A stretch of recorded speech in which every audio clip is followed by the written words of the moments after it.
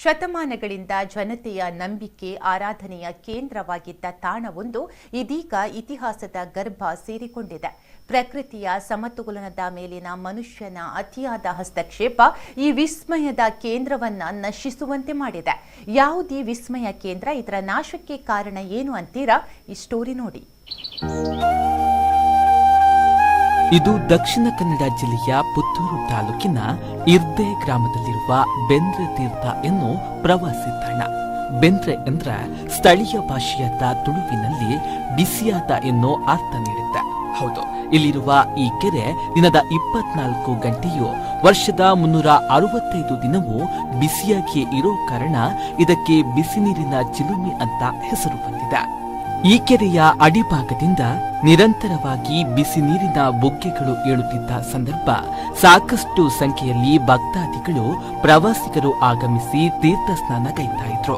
ಈ ಕೆರೆ ಇರೋ ಪ್ರದೇಶವು ಪಕ್ಕದಲ್ಲೇ ಇರುವ ದೇವಸ್ಥಾನಕ್ಕೂ ಸಂಬಂಧಪಟ್ಟಿದ್ದು ಅನ್ನೋ ಕಾರಣಕ್ಕೆ ಇದಕ್ಕೆ ಧಾರ್ಮಿಕ ಹಿನ್ನೆಲೆಯೂ ಇದೆ. ರಾಮಾಯಣದಲ್ಲಿ ಶ್ರೀರಾಮ ಸೀತೆಯ ಜೊತೆಗೆ ಇದೇ ಕೆರೆಯಲ್ಲಿ ಸ್ನಾನ ಮಾಡಿ ಹೋಗಿದ್ದ ಎನ್ನೋ ನಂಬಿಕೆ ಇಲ್ಲಿನ ಸ್ಥಳೀಯರದ್ದು. ಆದ್ರೆ ಕಳೆದ 2 ದಶಕಗಳಿಂದೀಚೆಗೆ ಈ ಕೆರೆಯ ನೀರಿನ ಮಟ್ಟ ನಿರಂತರವಾಗಿ ಕುಸಿಯುತ್ತಾ ಬಂದು ಇದೀಗ ಸಂಪೂರ್ಣ ಖಾಲಿಯಾಗಿದೆ.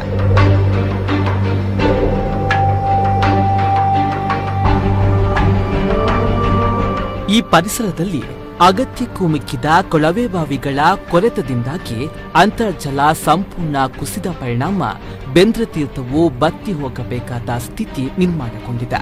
ದಶಕಗಳ ಹಿಂದೆಯಷ್ಟೇ ಆಸ್ತಿಕರ ಶ್ರದ್ಧಾ ಕೇಂದ್ರವಾಗಿದ್ದ ಬೆಂದ್ರೆ ತೀರ್ಥ ಇಂದು ಅವಸಾನದ ಅಂಚಿಗೆ ತಲುಪಿರುವುದು ನಿರಾಸೆ ಮೂಡಿಸಿದೆ. ಆಸ್ತಿಕರ ಶ್ರದ್ಧಾ ಕೇಂದ್ರವನ್ನ ಉಳಿಸಿಕೊಳ್ಳಲಾಗದ ಸ್ಥಳೀಯರ ವೈಫಲ್ಯವು ಇಲ್ಲಿ ಎದ್ದು ಕಾಣುತ್ತಿದೆ. ಪ್ರಕೃತಿಯ ಮೇಲಿನ ಅತಿಯಾದ ಶೋಷಣೆಯೇ ಈ ತೀರ್ಥ ಕೇಂದ್ರ ನಾಶವಾಗಲು ಕಾರಣ ಎನ್ನುವ ಆರೋಪ ವ್ಯಕ್ತವಾಗ್ತಾ ಇದೆ. ಬೆಂದ್ರೆ ತೀರ್ಥ ಇರುವಂತಹ ಸ್ಥಳದ ಪಕ್ಕದಲ್ಲೇ ಸೀರೆ ಹೊಳೆ ಹರಿಯುತ್ತಿದ್ದು ಇದರ ನೀರಿನ ಮಟ್ಟವು ಕುಸಿಯಲಾರಂಭಿಸಿದೆ. ಈ ಕಾರಣಕ್ಕಾಗಿ ಈ ಹೊಳೆಗೆ ಅಲ್ಲಲ್ಲಿ ಕಟ್ಟೆಗಳನ್ನ ಕಟ್ಟಿ ನೀರಿಂಗಿಸುವ ಕಾರ್ಯ ನಡೆಸಿದಲ್ಲಿ ಬೆಂದ್ರೆ ತೀರ್ಥದಲ್ಲಿ ನೀರು ನಿಲ್ಲುವ ಸಾಧ್ಯತೆಯೂ ಇದೆ.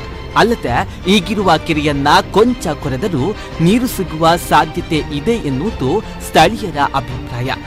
ಶತಮಾನಗಳಿಂದಲೂ ಆ ಸ್ಥಳದಲ್ಲಿ ಬಿಸಿ ನೀರಿನ ಬಗ್ಗೆ ನಿರಂತರವಾಗಿ ದಿನದ 24 ಗಂಟೆ 365 ದಿನ ಚಳಿಗಾಲ, ಮಳೆಗಾಲ, ಬೇಸಿಗೆ ಅನ್ನುವಂಥ ಭೇದ ಇಲ್ಲದೆ ನಿರಂತರವಾಗಿ ಅಲ್ಲಿ ಬಿಸಿ ನೀರಿನ ಬುಗ್ಗೆ ಬರ್ತಾ ಇತ್ತು.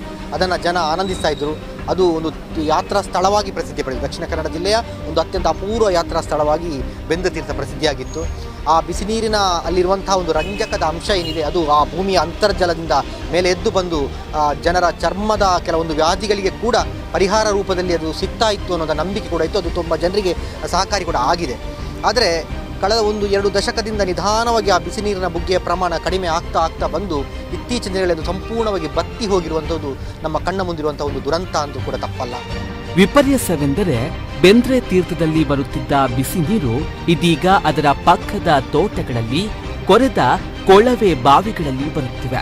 ಈ ನಿಟ್ಟಿನಲ್ಲೂ ಸಂಬಂಧಪಟ್ಟ ಪ್ರವಾಸೋದ್ಯಮ ಇಲಾಖೆ ಬೆಂದ್ರೆ ತೀರ್ಥದಲ್ಲಿ ಮತ್ತೆ ಬಿಸಿ ನೀರಿನ ಚಿಲುಮೆ ಚಿಮ್ಮುವಂತೆ ಮಾಡಬೇಕೆನ್ನುವುದು ಎಲ್ಲರ ಆಶಯ. ಪ್ರವಾಸೋದ್ಯಮ ಇಲಾಖೆಯಡಿಯಲ್ಲಿ ಬರುವಂತಹ ಬೆಂದ್ರೆ ತೀರ್ಥದಲ್ಲಿ ತೀರ್ಥ ಸ್ನಾನ ಮಾಡಲು ಬರುವವರಿಗಾಗಿ ಶೌಚಗೃಹ ಹಾಗೂ ವಿಶ್ರಾಂತಿ ಗೃಹಗಳನ್ನ ನಿರ್ಮಿಸಲಾಗಿದೆ. ಆದರೆ ಇವೆಲ್ಲವೂ ಈಗ ಪಾಳು ಬಿದ್ದ ಸ್ಥಿತಿಯಲ್ಲಿದೆ. ಪ್ರವಾಸೋದ್ಯಮ ಇಲಾಖೆ ಈ ವಿಸ್ಮಯಕಾರಿ ಕೆರೆಯಲ್ಲಿ ಮತ್ತೆ ನೀರು ಚಿಮ್ಮುವಂತೆ ಮಾಡಲು ಕ್ರಮ ಕೈಗೊಳ್ಳಬೇಕು ಅನ್ನೋದು ಎಲ್ಲರ ಆಗ್ರಹ. ಪುತ್ತೂರು ನಮ್ಮ ಕುಡ್ಲ ನ್ಯೂಸ್ 24x7.